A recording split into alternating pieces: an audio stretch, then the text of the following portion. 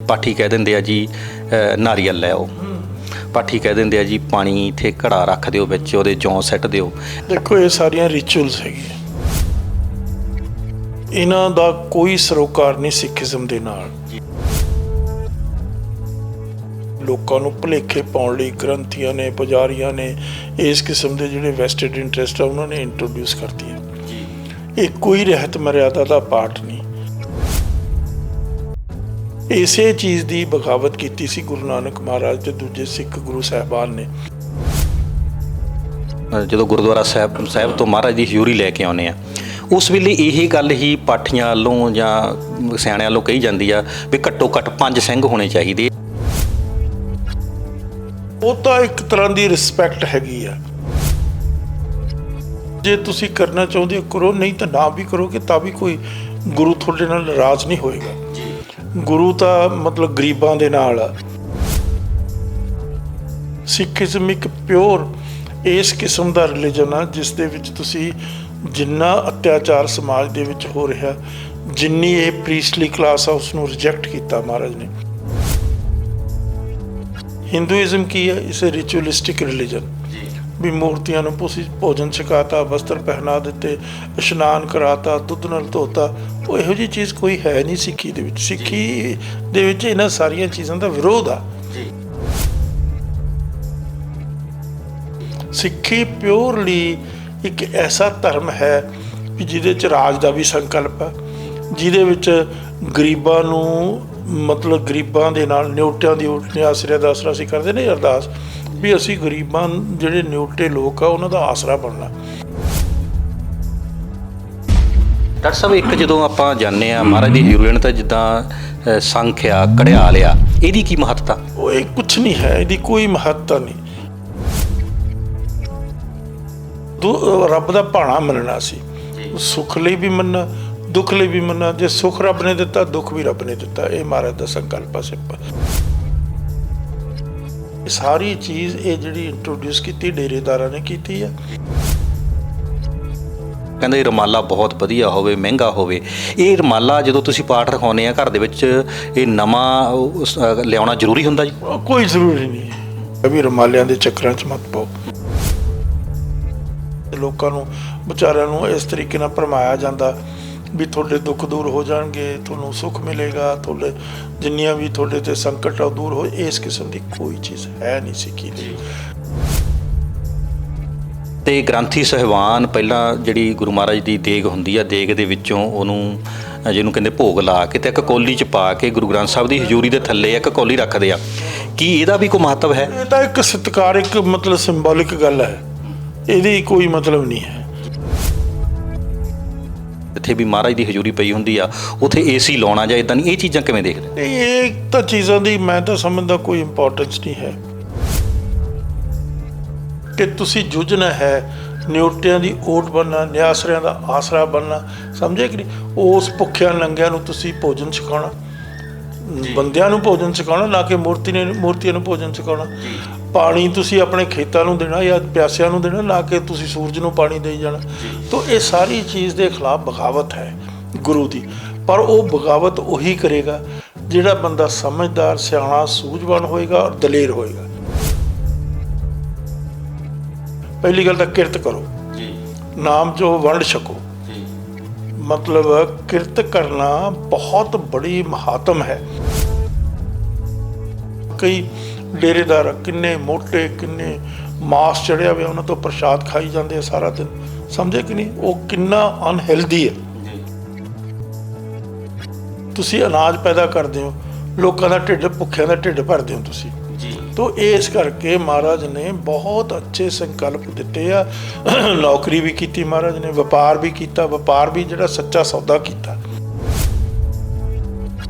ਹੁਣ ਅੱਜ ਦਾ ਵਪਾਰ ਆ ਲੁੱਟਣ ਵਾਲਾ ਵਪਾਰ।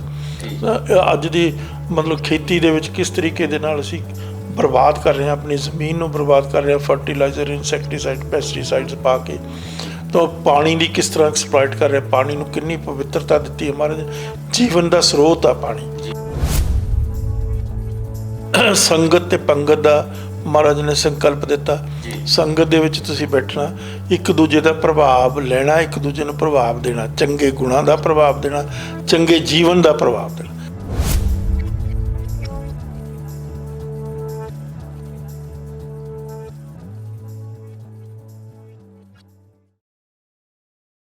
ਸਤਿ ਸ਼੍ਰੀ ਅਕਾਲ ਜੀ, ਤੁਸੀਂ ਦੇਖ ਰਹੇ ਪੰਜਾਬੀ ਨੈਸ਼ਨਲ ਟੀਵੀ। ਮੈਂ ਗੁਰਨਾਮ ਸਿੰਘ ਬਿਲਗਾ।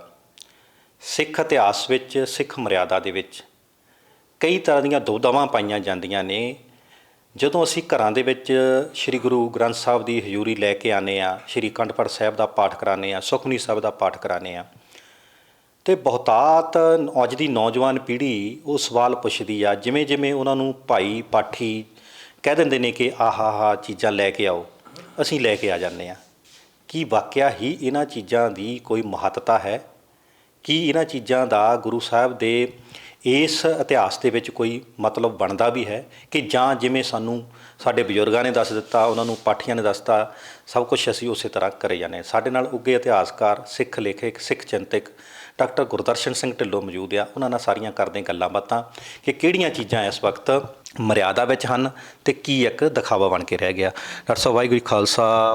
ਵਾਹਿਗੁਰੂ ਜੀ ਕਾ ਖਾਲਸਾ, ਵਾਹਿਗੁਰੂ ਜੀ ਕੀ ਫਤਿਹ। ਪੰਜਾਬੀ ਨੈਸ਼ਨਲ ਟੀਵੀ ਦੇ ਦੂਰ ਦੁਰਾਡੇ ਬੈਠੇ ਸਰੋਤਿਆਂ ਨੂੰ ਸਤਿ ਸ੍ਰੀ ਅਕਾਲ। ਵਾਹਿਗੁਰੂ ਜੀ ਕਾ ਖਾਲਸਾ, ਵਾਹਿਗੁਰੂ ਜੀ ਕੀ ਫਤਿਹ ਜੀ। ਡਾਕਟਰ ਸਾਹਿਬ, ਜਦੋਂ ਆਪਾਂ ਮਹਾਰਾਜ ਦੀ ਹਜ਼ੂਰੀ ਆਪਣੇ ਗ੍ਰਹਿ 'ਤੇ ਲੈ ਕੇ ਆਉਂਦੇ ਹਾਂ, ਕਦੀ ਵੀ ਆਪਣਾ ਕੋਈ ਦੁੱਖ ਸੁੱਖ ਦੇ ਵਿੱਚ ਕੋਈ ਪ੍ਰੋਗਰਾਮ ਹੁੰਦੇ ਆ, ਬੱਚੇ ਕਈ ਵਾਰੀ ਆਪਾਂ ਨੂੰ ਪੁੱਛਦੇ ਆ, ਜਿਵੇਂ ਆਪਾਂ ਲਿਆਉਂਦੇ ਹਾਂ ਅਤੇ ਪਾਠੀ ਕਹਿ ਦਿੰਦੇ ਆ ਜੀ ਨਾਰੀਅਲ ਲੈ ਆਓ, ਪਾਠੀ ਕਹਿ ਦਿੰਦੇ ਆ ਜੀ ਪਾਣੀ ਇੱਥੇ ਘੜਾ ਰੱਖ ਦਿਓ, ਵਿੱਚ ਉਹਦੇ ਜੌਂ ਸਿੱਟ ਦਿਓ। ਇੱਦਾਂ ਦੀਆਂ ਤਮਾਮ ਚੀਜ਼ਾਂ ਨੇ। ਕੀ ਵਾਕਿਆ ਹੀ ਇਹਨਾਂ ਚੀਜ਼ਾਂ ਦਾ ਕੋਈ ਮਹੱਤਵ ਹੈ, ਕਿ ਜਾਂ ਅਸੀਂ ਇੱਕ ਲਕੀਰ ਦੀ ਫਕੀਰ ਤੁਰੇ ਜਾ ਰਹੇ ਹਾਂ? ਦੇਖੋ, ਇਹ ਸਾਰੀਆਂ ਰਿਚੁਅਲਸ ਹੈਗੀਆਂ ਜਿਹੜੀਆਂ ਗੁਰੂ ਨੇ ਵਰਜਿਤ ਕੀਤੀਆਂ। ਗੁਰੂ ਨੇ ਇਹਨਾਂ ਨੂੰ ਪਿੱਛੇ ਹਟਾਇਆ ਤੋ ਇਹਨਾਂ ਦਾ ਕੋਈ ਸਰੋਕਾਰ ਨਹੀਂ ਸਿੱਖੀਜ਼ਮ ਦੇ ਨਾਲ। ਇਹ ਲੋਕਾਂ ਨੇ ਆਪਣੇ ਵੈਸਟਡ ਇੰਟਰਸਟ ਲਈ ਅਤੇ ਲੋਕਾਂ ਨੂੰ ਭੁਲੇਖੇ ਪਾਉਣ ਲਈ ਗ੍ਰੰਥੀਆਂ ਨੇ, ਪੁਜਾਰੀਆਂ ਨੇ ਇਸ ਕਿਸਮ ਦੇ ਜਿਹੜੇ ਵੈਸਟਡ ਇੰਟਰਸਟ ਆ ਉਹਨਾਂ ਨੇ ਇੰਟਰੋਡਿਊਸ ਕਰਤੀਆਂ। ਇਹ ਕੋਈ ਰਹਿਤ ਮਰਿਆਦਾ ਦਾ ਪਾਠ ਨਹੀਂ। ਇਹ ਡੇਰਿਆਂ ਦੀ ਆਪਣੀਆਂ ਇਸ ਕਿਸਮ ਦੀਆਂ ਰਿਚੁਅਲਸ ਪਾਈਆਂ ਵੀਆਂ, ਔਰ ਉਹ ਆਪਣੀਆਂ ਉਹਨਾਂ ਰਿਚੁਅਲਸ ਦੇ ਵਿੱਚ ਲੋਕਾਂ ਨੂੰ ਗੁੰਮਰਾਹ ਕਰ ਰਹੇ ਆ, ਰਾਦਰ ਦੈਨ ਉਹਨਾਂ ਨੂੰ ਸਿੱਖੀ ਦੇ ਜਿਹੜੀ ਗੁਰੂ ਗ੍ਰੰਥ ਸਾਹਿਬ ਦੇ ਨਾਲ ਜੋੜਨ ਦੀ ਬਜਾਏ ਉਹਨਾਂ ਨੂੰ ਇਹਨਾਂ ਰਿਚੁਅਲਸ ਦੇ ਵਿੱਚ ਹੀ ਇਨਵੋਲਵ ਕਰ ਲੈਂਦੇ ਆ।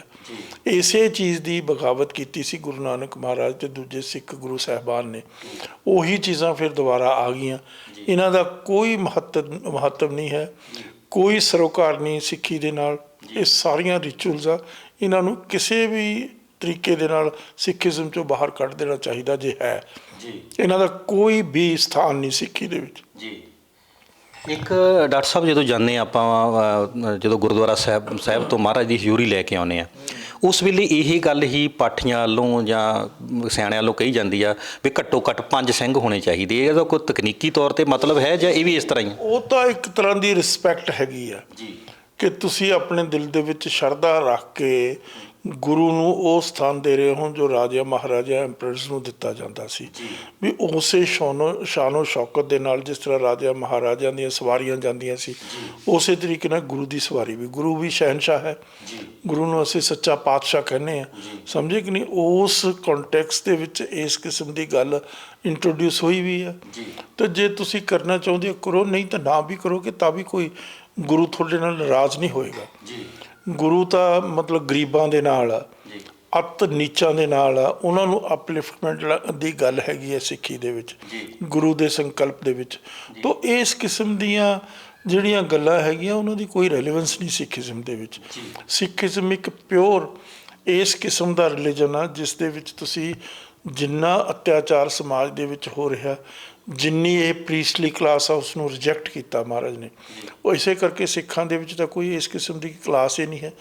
ਹੁਣ ਐਵੇਂ ਤੁਸੀਂ ਗ੍ਰੰਥੀ ਬਣਾ ਲਏ, ਜ਼ਰੂਰੀ ਨਹੀਂ ਵੀ ਗ੍ਰੰਥੀ ਦਾ ਬਾਪ ਕੋਈ ਮਤਲਬ ਗ੍ਰੰਥੀ ਹੋਵੇ, ਉਹਦਾ ਬਾਪ ਹੋ ਸਕਦਾ ਕੋਈ ਜ਼ਿਮੀਂਦਾਰ ਹੋਵੇ, ਹੋਰ ਕਿੱਤੇ ਕਰਦਾ ਹੋ ਸਕਦਾ ਹੈਗਾ। ਇਸੇ ਤਰੀਕੇ ਨਾਲ ਜਿਹੜਾ ਗ੍ਰੰਥੀ ਉਹਦਾ ਪੁੱਤ ਕੁਛ ਇੰਜੀਨੀਅਰ ਵੀ ਬਣ ਸਕਦਾ, ਡਾਕਟਰ ਵੀ ਬਣ ਸਕਦਾ, ਹੋਰ ਵੀ ਕੁਛ ਬਣ ਸਕਦਾ। ਸੋ ਇਸ ਕਿਸਮ ਦੀਆਂ ਚੀਜ਼ਾਂ ਸਿੱਖੀ ਦੇ ਵਿੱਚ ਨਹੀਂ ਹੈਗੀ। ਇਹ ਸਾਰੀਆਂ ਚੀਜ਼ਾਂ ਹਿੰਦੂਇਜ਼ਮ ਦੇ ਵਿੱਚ ਹੈ। ਹਿੰਦੂਇਜ਼ਮ ਕੀ ਹੈ? It's a ਰਿਚੁਅਲਿਸਟਿਕ religion. ਵੀ ਮੂਰਤੀਆਂ ਨੂੰ ਤੁਸੀਂ ਭੋਜਨ ਛਕਾਤਾ, ਵਸਤਰ ਪਹਿਨਾ ਦਿੱਤੇ, ਇਸ਼ਨਾਨ ਕਰਾਤਾ, ਦੁੱਧ ਨਾਲ ਧੋਤਾ। ਉਹ ਇਹੋ ਜਿਹੀ ਚੀਜ਼ ਕੋਈ ਹੈ ਨਹੀਂ ਸਿੱਖੀ ਦੇ ਵਿੱਚ। ਸਿੱਖੀ ਦੇ ਵਿੱਚ ਇਹਨਾਂ ਸਾਰੀਆਂ ਚੀਜ਼ਾਂ ਦਾ ਵਿਰੋਧ ਆ।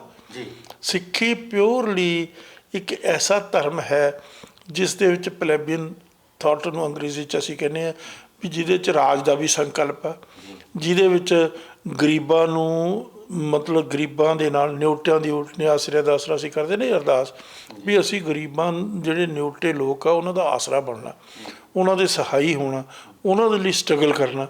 ਤਾਂ ਇਸੇ ਕਰਕੇ ਕੋਈ ਤਿਲਕ ਨਹੀਂ ਲਾਉਣਾ, ਕੋਈ ਇਸ ਕਿਸਮ ਦੀਆਂ ਚੀਜ਼ਾਂ ਨਹੀਂ ਕਰਨੀਆਂ।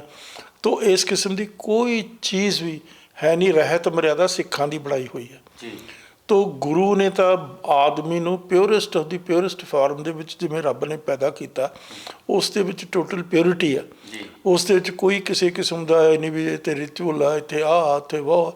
ਤੋ ਇਸ ਕਰਕੇ ਇਹਨਾਂ ਚੀਜ਼ਾਂ ਤੋਂ ਹਮੇਸ਼ਾ ਗੁਰੇਜ਼ ਕਰਨ ਦੀ ਜ਼ਰੂਰਤ ਆ, ਜਿਹਦਾ ਸਿੱਖੀ ਦੇ ਨਾਲ ਕੋਈ ਸਰੋਕਾਰ ਨਹੀਂ। ਡਾਕਟਰ ਸਾਹਿਬ, ਇੱਕ ਜਦੋਂ ਆਪਾਂ ਜਾਂਦੇ ਹਾਂ ਮਹਾਰਾਜ ਦੀ ਹਜ਼ੂਰੀ ਤਾਂ ਜਿੱਦਾਂ ਸੰਖ ਆ, ਘੜਿਆਲ ਆ, ਇਹਦੀ ਕੀ ਮਹੱਤਤਾ? ਉਹ ਇਹ ਕੁਛ ਨਹੀਂ ਹੈ, ਇਹਦੀ ਕੋਈ ਮਹੱਤਤਾ ਨਹੀਂ।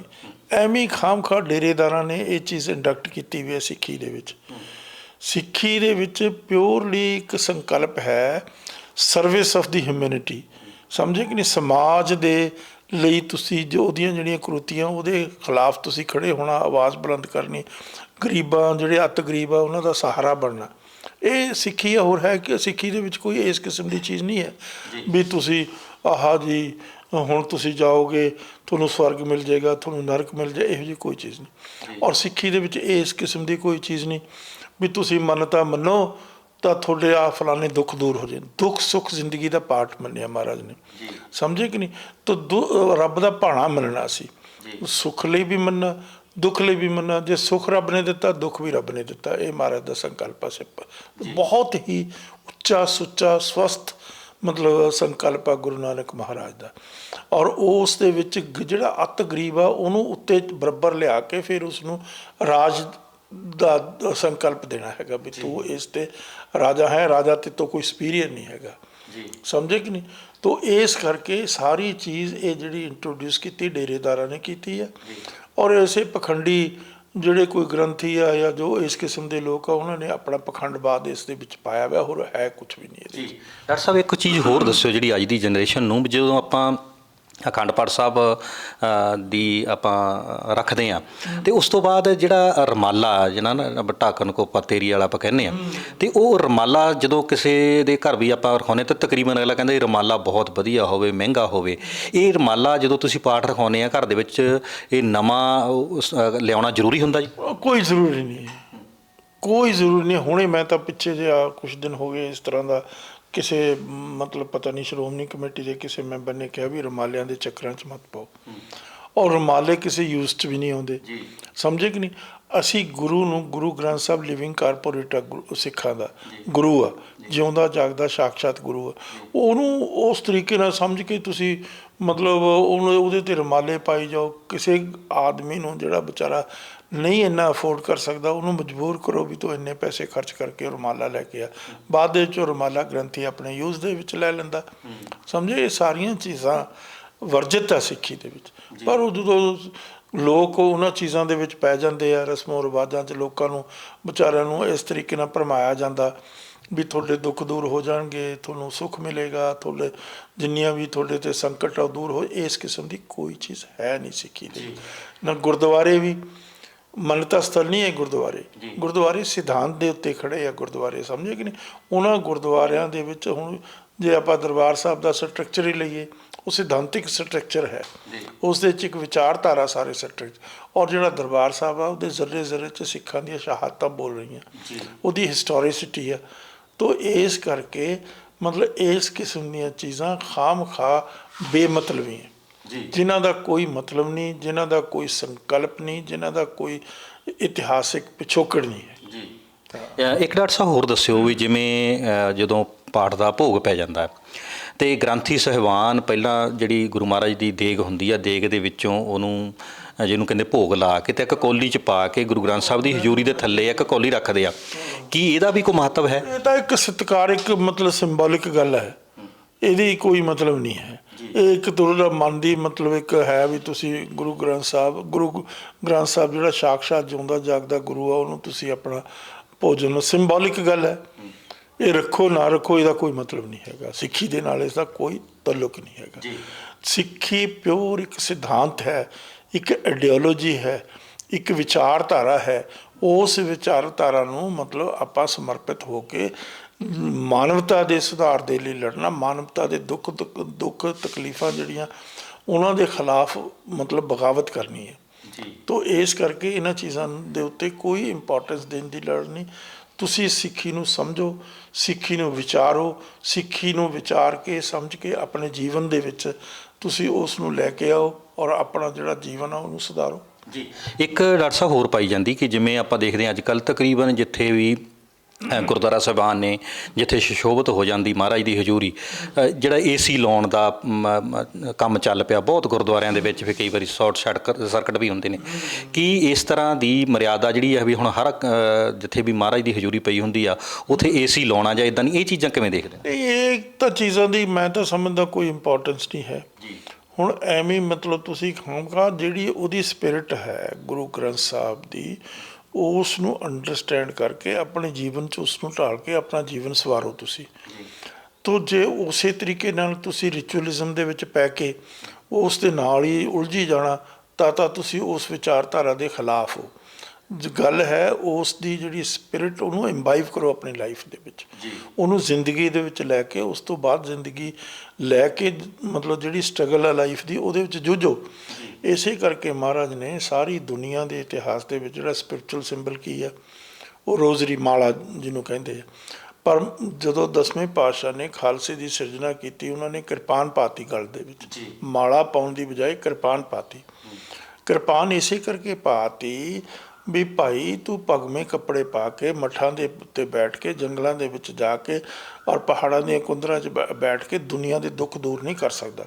ਦੁਨੀਆ ਦੇ ਦੁੱਖ ਦੂਰ ਹੋਣਗੇ ਸਮਾਜ ਦੇ ਵਿੱਚ ਵਿਚਰ ਕੇ, ਔਰ ਸਮਾਜ ਦੇ ਵਿੱਚ ਵਿਚਰ ਕੇ ਜਿਹੜੀਆਂ ਸਮਾਜ ਦੀਆਂ ਕੁਰੀਤੀਆਂ ਉਹਨਾਂ ਦੇ ਖਿਲਾਫ ਬਗਾਵਤ ਕਰਕੇ, ਜੱਦੋ ਜਹਿਦ ਕਰਕੇ ਲੋਕਾਂ ਨੂੰ ਰਾਹਤ ਪਹੁੰਚਾਉਣੀ ਹੈ।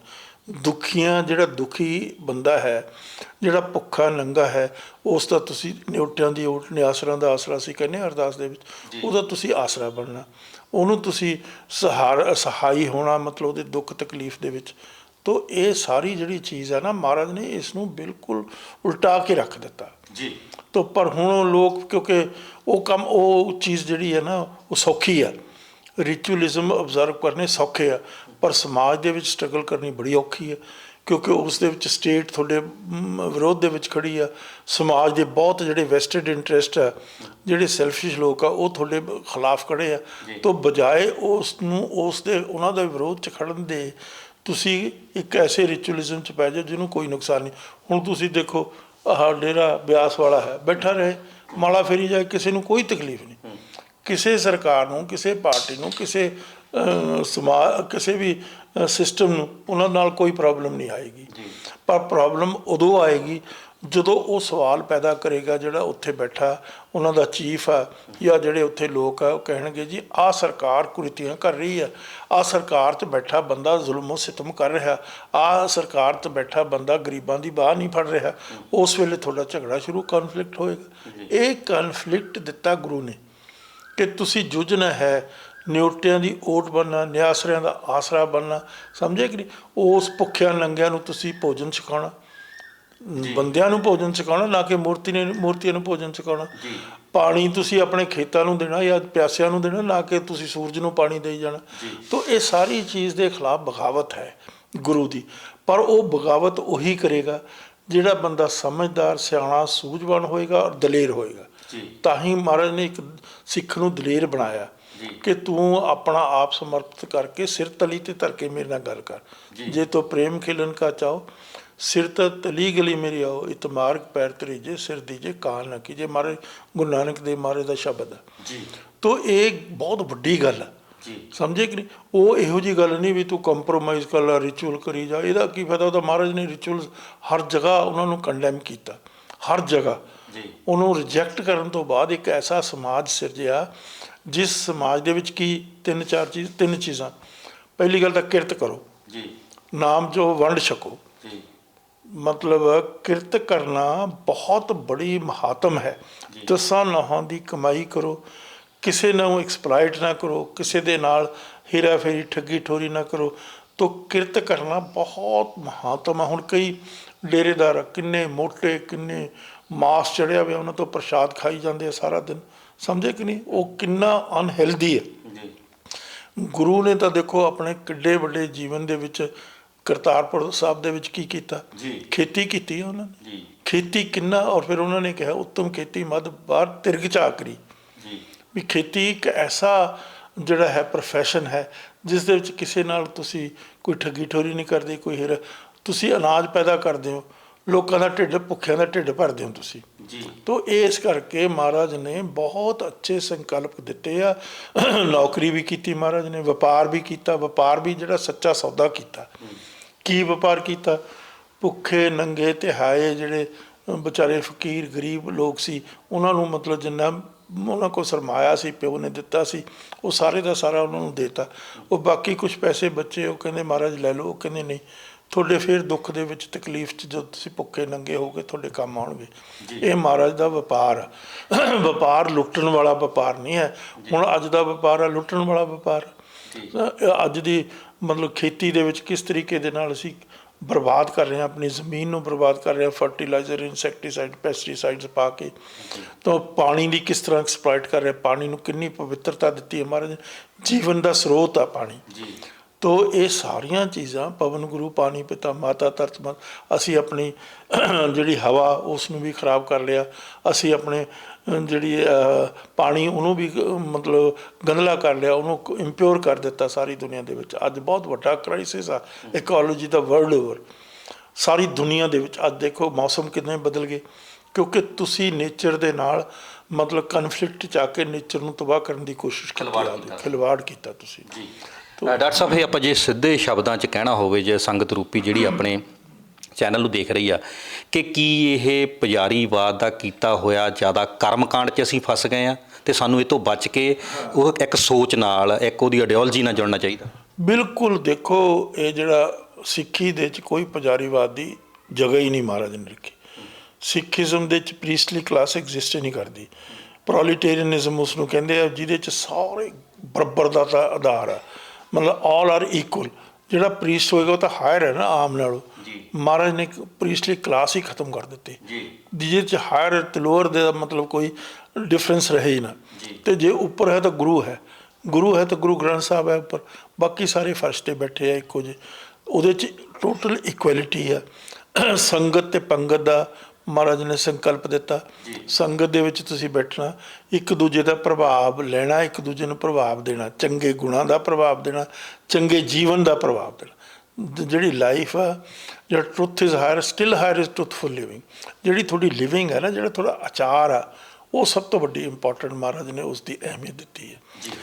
ਮਤਲਬ ਸਭ ਤੋਂ ਵੱਡਾ ਆਚਾਰ ਆ ਬੰਦੇ ਦਾ, ਕੈਰੈਕਟਰ ਹੈ, ਕਿਸ ਤਰ੍ਹਾਂ ਤੁਸੀਂ ਜੀਵਨ ਜੀਉਂਦੇ ਹੋ, ਕਿਸ ਤਰ੍ਹਾਂ ਤੁਸੀਂ ਹਾਦਾ ਨਾਰਾ ਮਾਰਦੇ ਹੋ ਕਿਸੇ ਗਰੀਬ ਲਈ, ਕਿਸੇ ਲਤਾੜੇ ਹੋਏ ਬੰਦੇ ਲਈ, ਕਿਸੇ ਜਿਹਦੇ 'ਤੇ ਜ਼ੁਲਮੋ ਸਿਤਮ ਹੋ ਰਿਹਾ, ਉਹਦੇ ਲਈ ਤੁਸੀਂ ਹਾਦਾ ਨਾਰਾ ਮਾਰਦੇ ਹੋ।